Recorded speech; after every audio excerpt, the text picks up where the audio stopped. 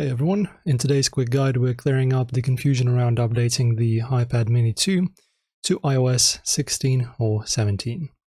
So first understand this, the iPad mini 2 officially supports up to iOS 12.5.7 and that's the last update Apple made available for this model. iOS 16 or 17 are not supported due to hardware limitations.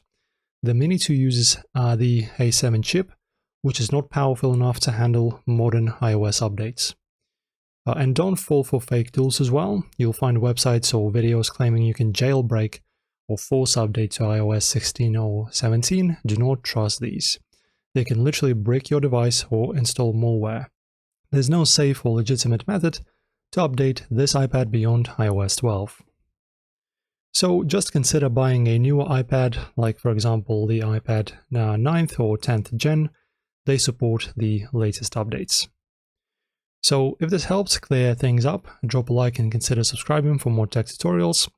Also guys, if you want to see a general understanding about how to update your iPad, as you can see on the screenshot, you go to General, you go to Software Update, and in there you will have your button to update your firmware, or software, sorry.